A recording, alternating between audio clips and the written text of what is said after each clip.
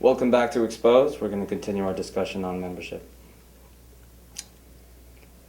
What would you have to say before the break? Okay, so, no, I was talking about how it seems like a little backwards, how before, you were always taught about how back in the day, we used to adopt whoever it was, whether you were another type of native or you were non-native, and, we would adopt you into the clan system. But now it seems to be a complete opposite, and people are chasing people out of town. But, I mean, I get it because it is a reservation reserved for Indians, yeah. But like we were saying before, like some people, they really need that person with them. Say even, they happen to not be native, but they need somebody. It's like, I think there was one, it was even with a family member, and the family member was trying to get one of them, the non-native person, out of town. They were saying, oh, well, it's like, well, are you going to take care of that person? Like, you have to think about these things first. Like, I don't know, it puts everyone in a really difficult situation. Yeah.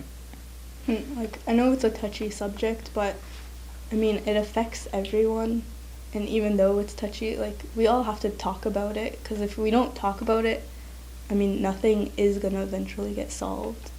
It can't just be swept under the rug like anything else. Yeah, and I know people are afraid to talk about that situation where they stand with the issue, but, like, I guess I just want to really encourage others to talk about this issue because it's really important and it affects our lives, and it's going to affect, the lives of, like, the It affects the lives of, your friends, your family, your brothers or sisters. It affects everybody in general, even the future generations, as you're about to say. Yeah.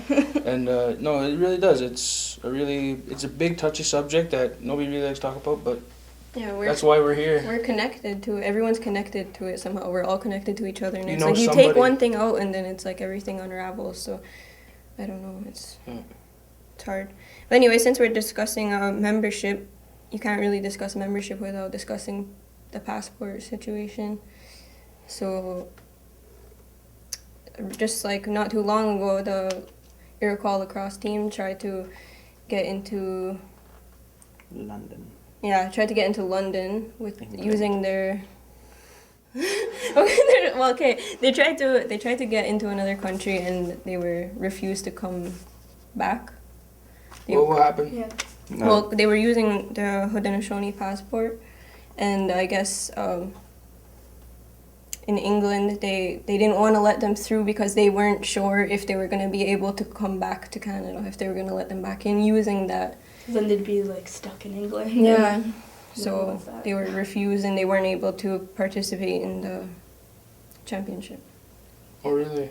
So, but the thing with that is, okay, you have your Haudenosaunee passport, and then what about the people who don't have the Haudenosaunee passport? Are you stuck? Like, what can you do?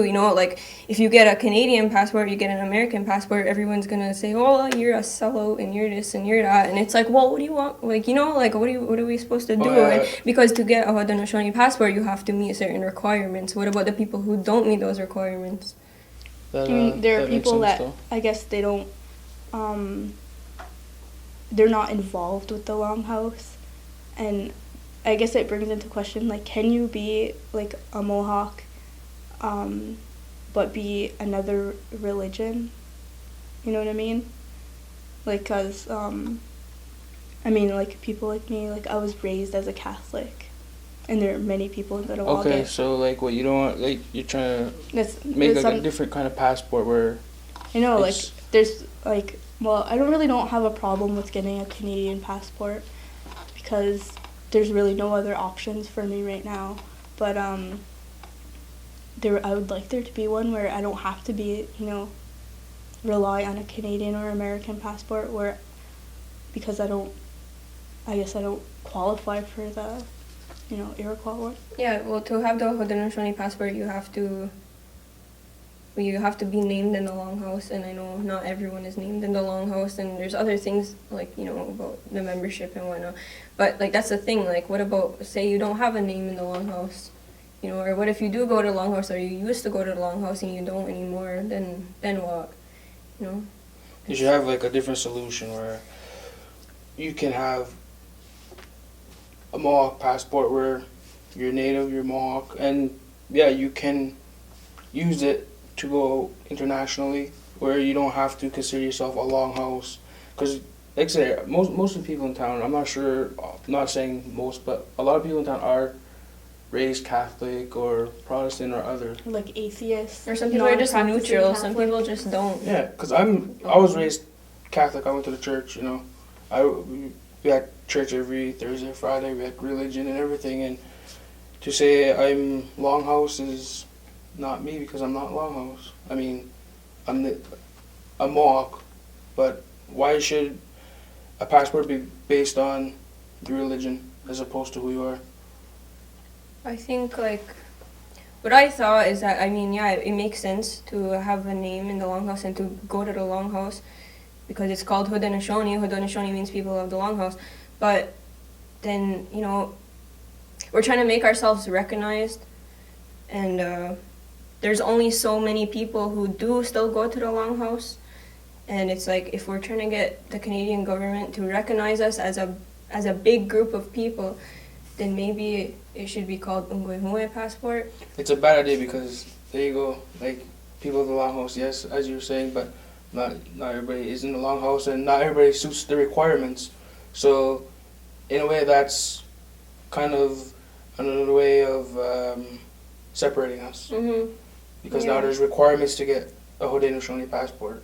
Yeah, that's, I don't know. I mean, you can still call yourself longhouse. You don't actually have to go. I mean, you could practice your culture outside. You know, I know a lot of people aren't comfortable going to the longhouse for, you know, many different reasons. But I mean, you could still do it outside. You could do it in your home. You could speak your language. You could do, you know, anything. But like, you know, back before, we didn't have to go to the longhouse. We lived in the longhouse, so it's like a little different now. I think the passports are a good idea because it tries to make the whole entire, like, the nation into an actual nation, like its own little country. But they messed up the plan by trying to make it into a religious thing, and that's where they need to, like, change it and make us into almost our own, well, we are our own race, but like religion from state. Exactly, that's where it has to be separated. Yeah. And I know it's hard because, like, it's not really, I mean, when you look at, like, European history, like, they were able to do it, but it's so complicated with, like, I guess our history and, like, our traditions and stuff like that, and, like, to separate, you know, those two ideas. What we need is better structure, like Hogan was saying, better structure, not based it on, like you said, the religion, and more on who you are as a person. What they should use is, it's hard to say. I was gonna go say it like the same way they go about membership, the same kind of structure where you can get as an Ungwehue passport for being Ungwehue as opposed to being passport for being in the longhouse. You know, they should have a better structure, or at least just try to restructure it where you can actually say you're Ungwehue, but you don't have to. How would I say that? So do you think? It almost is the same argument because what she said about you could have citizens, and you could also have members. Yeah. That's what it is, because we're all citizens. Yeah. But to be a member of the longhouse, that's what you need to be to get this passport. There you go. You got the wording right. I couldn't think of it. And that's it for another episode of Exposed. If you'd like to send us your feedback, call us at 450-632-6397 or email us at mohawktv@hotmail.com. We hope you enjoyed the show. See you again in 2 weeks' time. Anna. Anna. Uh. Fine.